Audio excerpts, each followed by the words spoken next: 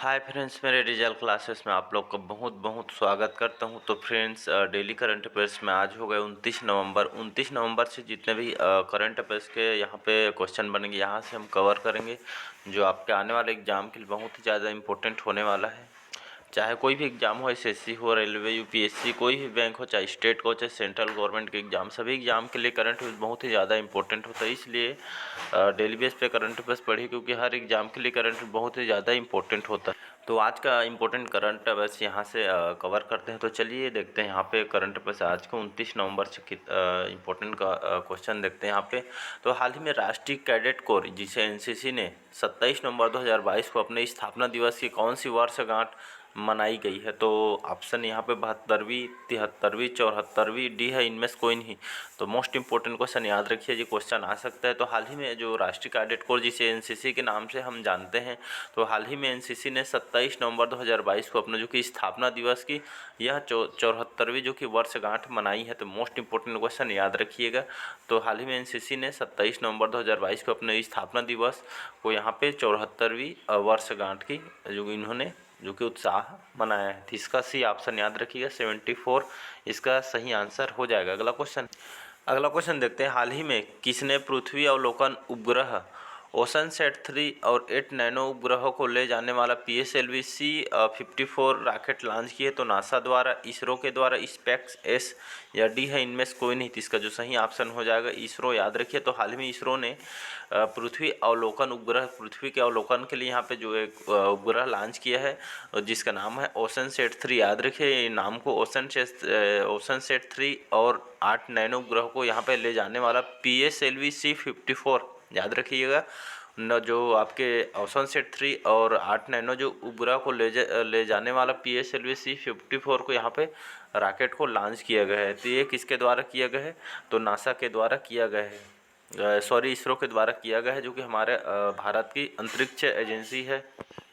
तो यहाँ पे बात करते हैं हम इसरो के। इसरो को फुल फॉर्म होता है इंडियन स्पेस रिसर्च ऑर्गेनाइजेशन, इसका फुल फॉर्म होता है। याद रखिए वनडे एग्जाम में पूछा जाता है।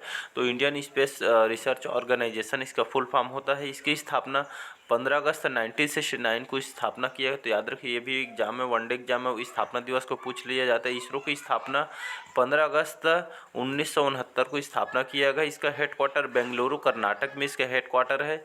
इसके जो वर्तमान में चेयरमैन या अध्यक्ष हैं, तो वर्तमान में इसके अध्यक्ष है एस सोमनाथ जी, वर्तमान में इसके अध्यक्ष हैं। तो चेंज होगा, याद रखिए अपडेट के अनुसार एस सोमनाथ जी जो कि इसके अध्यक्ष हैं। तो इसका अभी ऑप्शन याद रखिए, इसको द्वारा PSLV C-54 जो C-54 यहाँ पे रॉकेट लॉन्च किया गया है। तो यहाँ जो पृथ्वी अवलोकन के लिए उपग्रह को जो कि लॉन्च किया गया है, तो याद रखिए इसका बी ऑप्शन सही हो जाएगा। अगला क्वेश्चन देखते हैं। हाल ही में किसको निक्षय पहल की राष्ट्रीय दूत नियुक्त किया गया? तो किरण बेदी, संजना शर्मा, दीपा मलिक, डी है इनमें से कोई नहीं। तो हाल ही में जो दीपा मलिक जी, इनको हाल ही में निक्षय पहल की राष्ट्रीय दूत इनको नियुक्त किया गया है। तो यहाँ पे बात करते हैं दीपा मलिक, जो कि एक 60 फुट जेवलिन थ्रो लेडीज महिला है। तो उन्होंने साथ साथ जो कि तैराकी भी है और रेसलिंग से जुड़ी जो कि एक विकलांग भारतीय खिलाड़ी है। तो याद रखिए दीपा मलिक एक रेसलिंग खिलाड़ी हैं, जबकि ये एक रेसलिंग से जुड़ी एक विकलांग भारतीय खिलाड़ी है, जिनको दीपा मलिक जी को तो हाल ही में निक्षय पहल की राष्ट्रीय दूत इनको नियुक्त किया गया है। तो इसका सी ऑप्शन याद रखिएगा, दीपा मलिक को। अगला क्वेश्चन देखते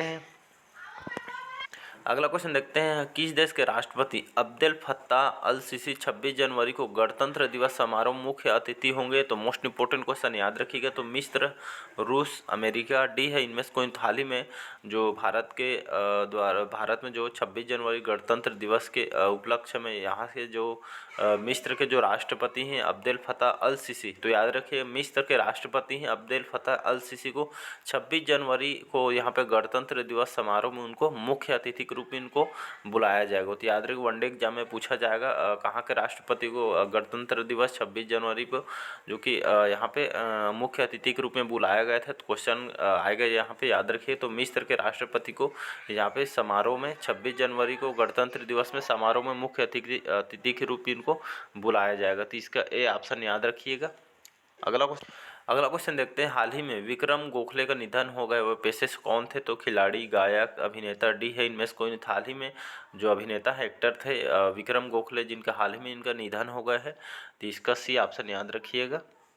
अगला क्वेश्चन देखते हैं, हाल ही में किस राज्य के अरितापट्टी गांव राज्य में पहला जैव विविधता विरासत स्थल के रूप में अधिसूचित किया गया है? तो आंध्र प्रदेश, तमिलनाडु, असम, डी है, इनमें से कोई नहीं। हाल ही में तमिलनाडु जो राज्य है, तो यहाँ पे एक तो इस गांव में एक अरितापट्टी जो गांव में इस राज्य में जो यहाँ पे पहला जैव विविधता विरासत स्थल के रूप में अधिसूचित किया गया। तो याद रखिए, तमिलनाडु राज्य के अरितापट्टी गांव राज्य में यहाँ पे पहला जैव विविधता विरासत स्थल के रूप में अधिसूचित किया गया है केंद्र सरकार द्वारा।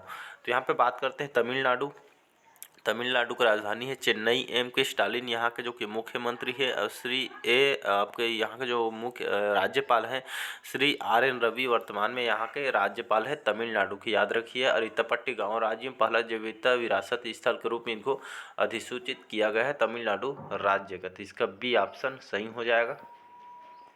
अगला क्वेश्चन देखते हैं, हाल ही में किस देश ने चीन की हुआवे और ZTE कंपनी द्वारा बनाए गए संचार उपकरणों की बिक्री और आयात पर पाबंदी लगाई है? तो मिस्र, रूस, अमेरिका, डी है, इनमें से कोई नहीं। हाल ही में अमेरिका के द्वारा यहाँ पे चीन के हुआवे और ZTE कंपनी द्वारा बनाए गए संचार उपकरणों की बिक्री पर जो कि मुख्य रूप से यहाँ पे आयात पर प्रतिबंधित या पाबंदी लगाई गई है अमेरिका द्वारा। तो अमेरिका की बात करें, यहाँ की राजधानी वाशिंगटन DC और यहाँ के जो बिडेन राष्ट्रपति हैं और यहाँ के जो उपराष्ट्रपति हैं जो कि हमारे भारतीय मूल के ही कमला हैरिस जो कि यहाँ के उपराष्ट्रपति। तो याद रखिए, चीन की हुआवे और ZTE कंपनी द्वारा बनाए गए संचार उपकरणों को यहाँ पे जो कि आयात पर पाबंदी लगा दी है आपके अमेरिका द्वारा। तो इसका सी ऑप्शन सही हो जाएगा। अगला क्वेश्चन तरफ बढ़ते हैं, हाल ही में किसके ओरियन अंतरिक्ष यान ने सफलतापूर्वक चंद्रमा के चारों ओर कक्षा में प्रवेश किया है? तो नासा, इसरो, स्पेसएक्स, डी है, इनमें से कोई नहीं।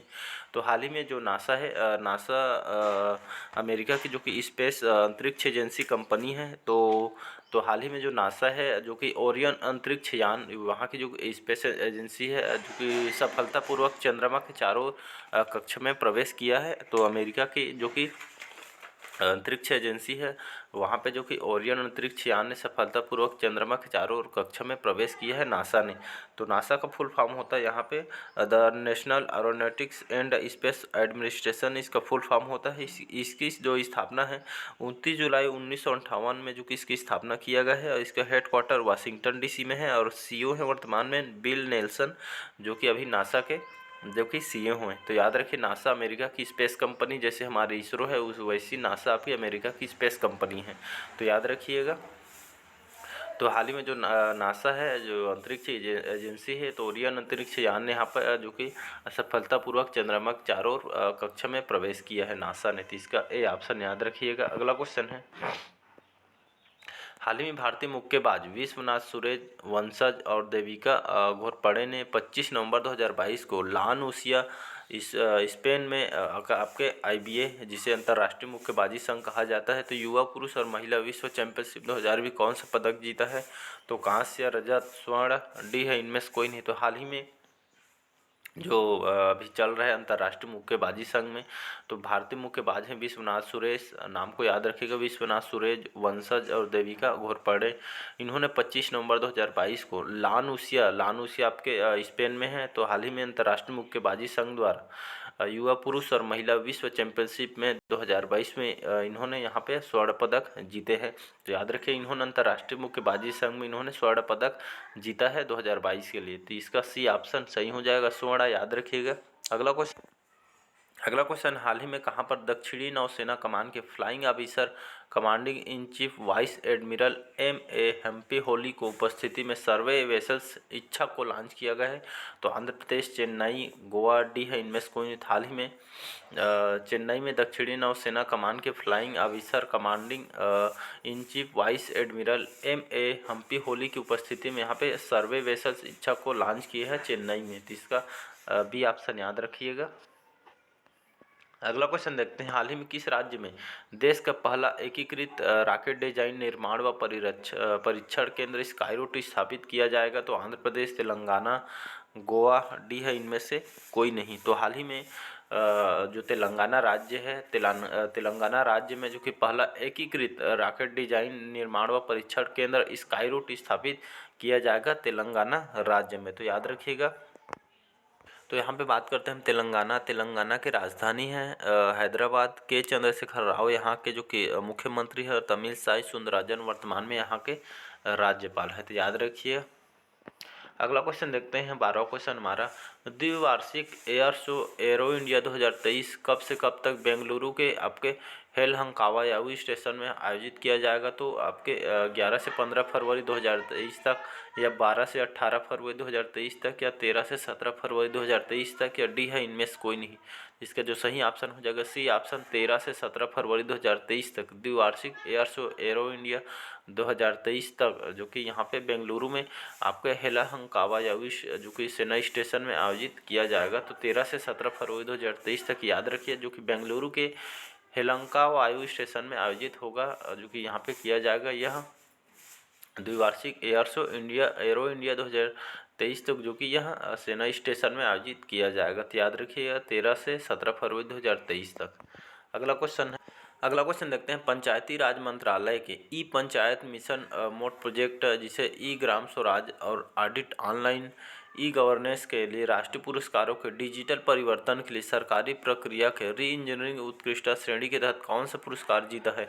तो कांस्य, रजत, स्वर्ण, डी है इनमें से कोई नहीं। तो हाल ही में पंचायती राज मंत्रालय की ई पंचायत मिशन मोड प्रोजेक्ट के तहत यहाँ पे ई ग्राम स्वराज और ऑडिट ऑनलाइन ने यहाँ पे ई गवर्नेंस के लिए, जो कि यहाँ पे राष्ट्रीय पुरस्कारों के डिजिटल परिवर्तन के लिए सरकारी प्रक्रिया के री इंजीनियरिंग उत्कृष्टता श्रेणी के तहत पर, जो कि यहाँ स्वर्ण पदक इन्होंने पुरस्कार जीता है, स्वर्ण पुरस्कार। तो याद रखिए इसका सी ऑप्शन सही हो जाएगा। अगला क्वेश्चन देखते हैं यहाँ पे, हाल ही में किसने पहली बार डेविस कप या टेनिस खिताब अपने नाम किया है? तो कनाडा, ऑस्ट्रेलिया, सी है जापान, डी है इनमें से कोई नहीं। तो हाल ही में जो ऑस्ट्रेलिया ने पहली बार डेविस कप और टेनिस कप जो कि अपने नाम किया है ऑस्ट्रेलिया ने। तो याद रखिएगा कि इसका जो सही ऑप्शन हो जाएगा बी ऑप्शन। तो ऑस्ट्रेलिया ने पहली बार डेविस कप और टेनिस खिताब दोनों अपने नाम किया है ऑस्ट्रेलिया ने। तो इसका बी ऑप्शन सही हो जाएगा।